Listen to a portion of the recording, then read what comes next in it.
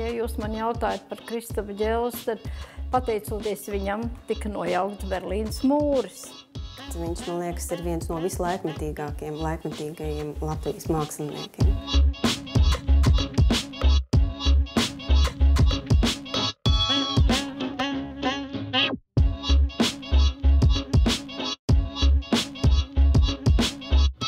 Kristapam pats svarīgākais ir nevis tas, ka viņš ir dažāds šajās dažādajās tehnikās, bet tas viņa sakāmais, ko viņš grib pateikt skatītājiem, viņa komentārs, jo viņš ir ļoti vērotājs. Gāja gar izstāžu zāli arsenālā, kur deputātiem stāv automašīnas, un man iekrīt viens tāds patriotisks moments acī, kad ir iesprausts tas suvenīra veida karodziņš priekšā uz paneļa, bet viņš ir uz šašļika kociņa. Man liekas, ka man kā māksliniekam šī tā pavieglā attieksme pret to simboliku, ārkārtīgi traucē. Jo neko nevar izdarīt ar šašļika iesmiņu, jo viņš vienmēr būs šašļika iesmiņš. Latvijas skatītājs noteikti. Latvijas skatītājs ir tas, kas iet uz viņu izstādēm un gaida, ko Kristaps atkal mums pavēstīs, jo bieži vien tas ir kaut kas tāds, ko mēs neesam pamanījuši, un pēc tam mēs saprotam, ka viņš atkal pasaka lietas īstajos vārdos, nosauc visas lietas. Viņam nav vēlme īpaši atskatīties, un to es saprotu, jo viņš tiešām ir no māksliniekiem, kurš nemitīgi joprojām iet uz priekšu. Kristapam man šķiet visu laiku viņš ir gatavs, viņš ir atvērts. Viņš ir atvērts atkal tam, kas var ienākt. Un kas var ienākt? Kas to lai zina? Ja? Un tā ir apbrīnojama īpašība.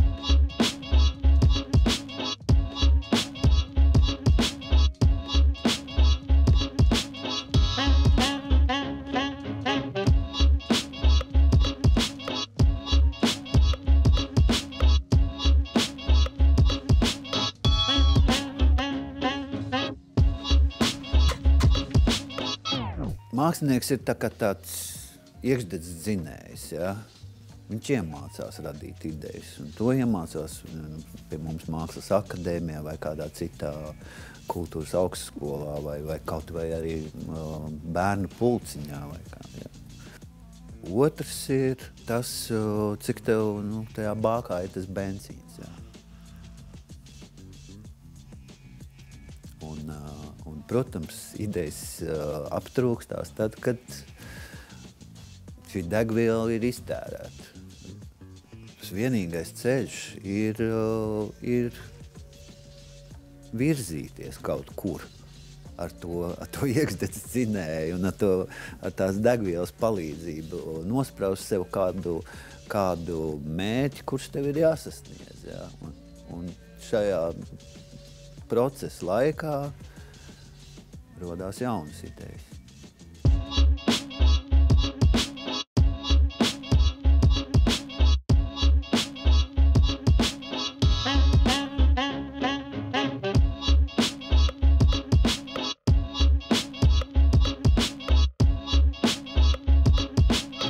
Vispirms tās bija tās lielās supergrafikas, ja, kas aizrāva viņu varbūt ar formu un ar iespēju izpausties. Tad nāca instalācija laiks, un Kristaps bija pirmajās rindās šīm instalācijām, bet es gribu arī teikt, ka neaizmirstiet, ka viņam tiešām vienmēr, katram viņa darbam, ir kaut kāda ļoti konkrēta doma.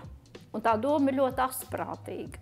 Un viņa iedarbojas arī uz skatītāju, uz to, ko viņš arī zina un saprot. Un šie impulsi nāk konkrēti no tā laika, no šī konkrētā brīža, no šīm sajūtām. Tāpēc varbūt paradoxālākā izmaiņa, kas notika, skatoties Kristapa darbus, bija tas brīdis, kad viņš sāka pēkšņi darboties ar akvareli. Tas bija milzīgs pārsteigums, vai ne? Katram, kas sekoja līdzi. Taču, ieraugot, ko viņš spēja izdarīt ar akvareli, ir pilnīgi skaidrs, ka viņam ir bijis atkal savs būtisks iemesls. to darīt. Ka, lūk, tajā lauciņā, kas bija veidot objektus, jā, radīt, lielus kaut kādus vērienīgus, varbūt instalāciju projektus, ka tajā lauciņā viņam, vairs nav interesanti. Viņš tā kā galveno ir pateicis, jo viens no pionieriem tur viņš noteikti bija. Un savukārt ar šo akvareli viņš atļāvās to, ko neviens nekad nevarēja iedomāties, ka viens avangardisks mākslinieks tajā brīdī pievērsīsies tik arhaiskai tehnikai.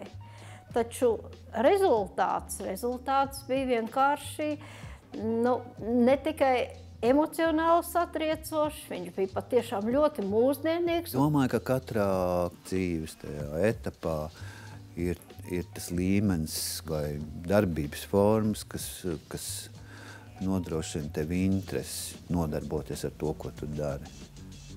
Ārējā komunikācijā kaut kā novēroju, ka es palieku arvien konservatīvāks, bet es iemācījos saskatīt tajā vajadzīgajā rezultātā to nepieciešamo pamatīgumu līmeni, ja? Un ja es viņu nevaru sasniegt, tad man tas darbs neliekas vairs vērtīgs.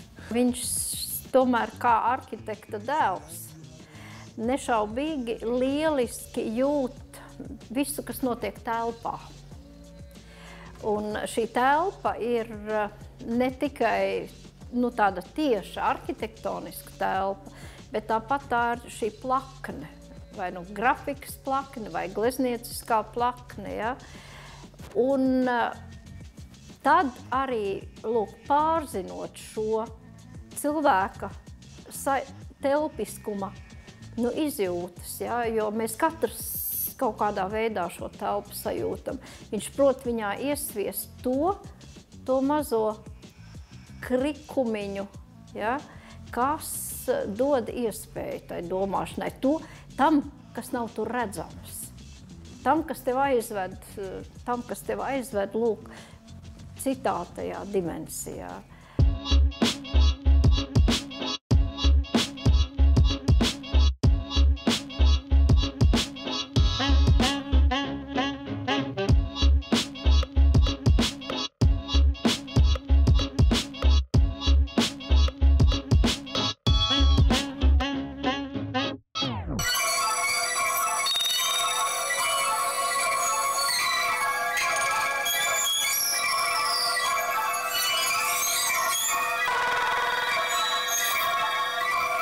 Pateicoties viņam, tika nojaukts Berlīnas mūris.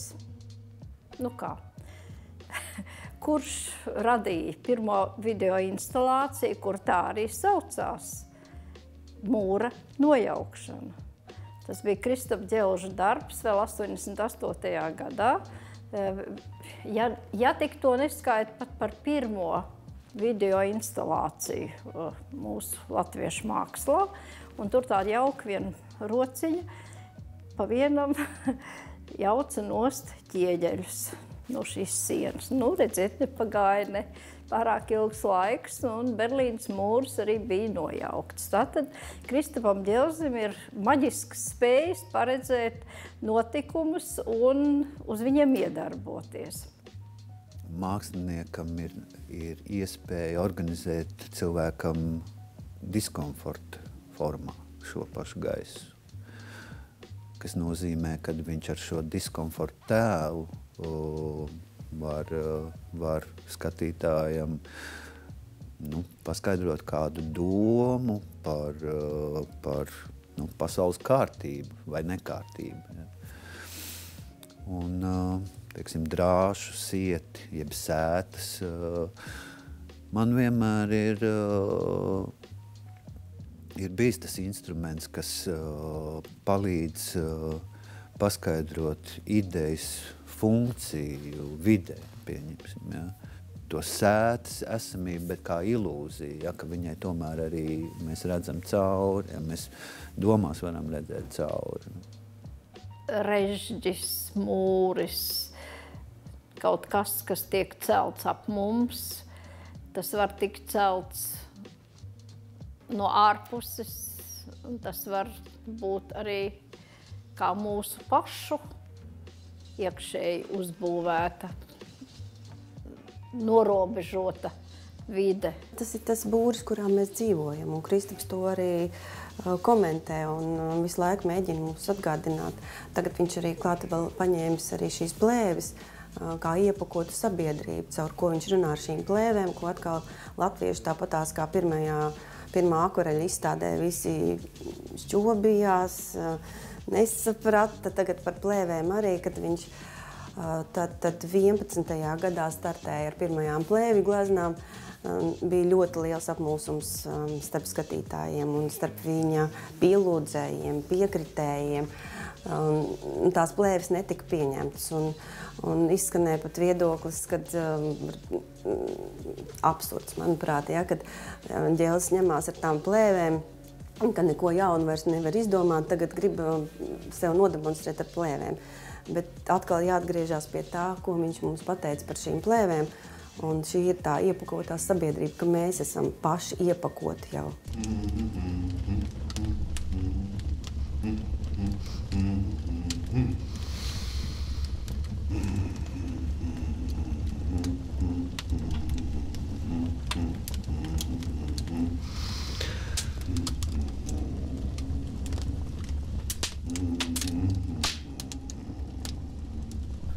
Es nekad par skatītāju slikti nedomāju. Ja? Es varu domāt tikai par sevi slikti, ja es nevaru atrast valodu ar šo skatītāju.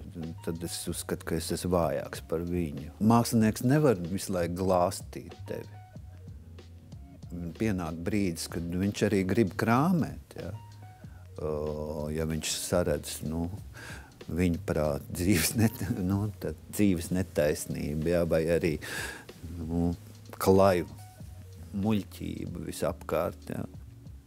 Redz, tā ir tāda profesija, kurai ir tādas tiesības to darīt. Ko es gribētu uzsvērt, ja, kas atkal ļoti raksturo Kristapu, tātad ne šis materiāls, kurā viņš visu laiku mainās, bet tas sakāmais. Un tā notika ar plēvju otro izstādi 2013. gadā, kad cilvēki vairs netracināja, ka tās ir plēves. Arī tie, kas 11. gadā ļoti skeptiski uz to skatījās, 13. gadā redzēja jau vairs tikai šo vēstījumu un tās plēves neredzēja. Un Džeims Kulme, apskatot to izstādi, viņa apsēdās un teica, viņam par to jādod ir ordenis, to, ko viņš mums te pateicis.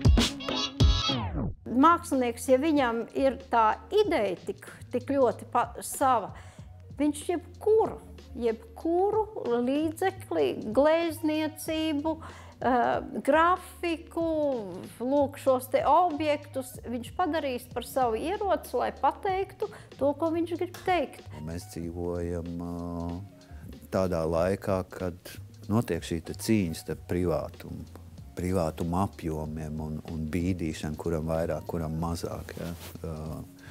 Pieņemsim, kas ir valsts, kas ir pilsoņi, kas ir ideja un kas ir vienkārši materiālistisks priekšmets bez dvēseles. Ja? Tas nav viņa galvenais uzdevums šokēt sabiedrību. Galvenais ir pateikt, ka Latvijas karoks ir saplēsts, ka Latvijas pasa tiek nomesta zemē saņurcīta, kad mums tagad visiem ir Eiropas pasas, mums vairs nav Latvijas pasas. Viņš runā par ļoti svarīgām lietām. Tā īstā realitāte ir, mēs smejamies vai mēs raudam. Par to iet runa. Jo tā ir tā reakcija uz labo vai ļaunu. Ja? Un tās ir tās pamata kategorijas, ko mākslā ir jāatrod skatītājiem. Nevis tas, vai tas izskatās brīnišķīgi, vai laba krāsa, vai viņš smaržo labi, vai viņš ir pietiekami tehnoloģiski mūsdienīgs. Tas ir par reakciju, tas nav par to, ko mēs dabūsim taustām. Ja.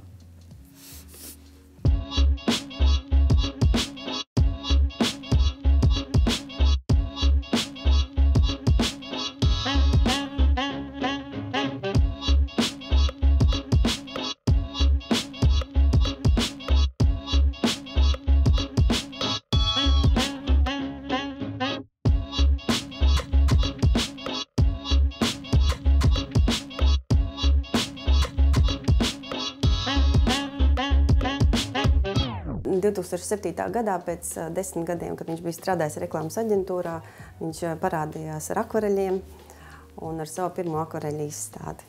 Protams, tas bija visiem pārsteigums, un akvarelisti gāja skatīties, ko ir izdarījis Kristaps Dzēlis ar akvareli. Un pašu Kristapu tas ļoti aizrauja, jo viņam bija tikai skolas laikā pieķēries šai tehnikai klāt.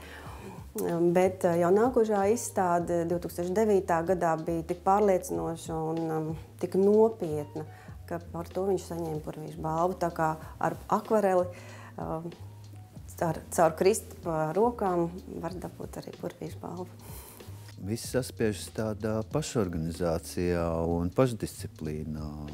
Nav jau tādi piespiedu instrumenti ārpus tevis paši, kas tev liek uzstādīt arvien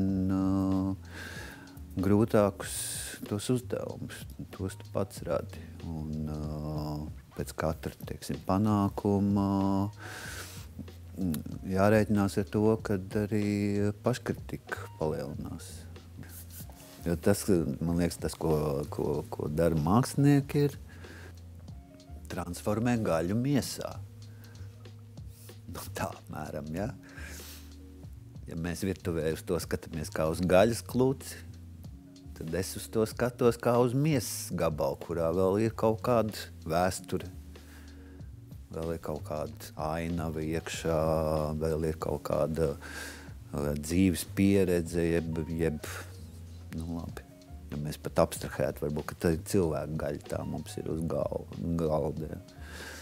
Tad tur kaut kas jau vēl pirms tam ir bijis. Tas nav vienkārši tāds muskuļu gabals. Ja. Tāpat tās transformējot jebkuru realitāti, ar ko mēs sastopamies ikdienā. Ja. Neskatoties uz šo ārkārtējo dažādību, Kristaps tiešām ir mākslinieks, atzīts mākslinieks, ja? Jo katrs, kuru interesē māksla, kuru interesē šādas garīgās, intelektuālās norises, katrs var atrast viņa darbos kaut ko priekš sevis.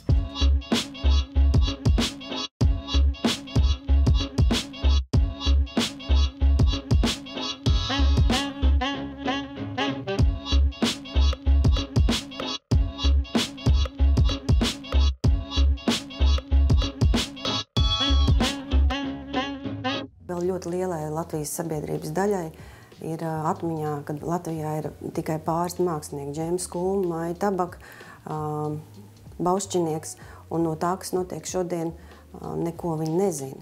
Un, protams, ka tam muzejam ir jābūt tam, kas rāda šos darbus, un runā, un aug jaunā paudze, viņiem tas viss ir jāredz. Protams, tas ir ļoti svarīgi. Skaidrs, mums vajag labus ceļus, mums vajag labu komunikācijas vidi, es domāju, internetu, televīziju un vispārējais. Ja. Bet tagad paskatīsimies, kas ir svarīgāk. Pa brīvu Krievu televīziju vai mums viens muzejs?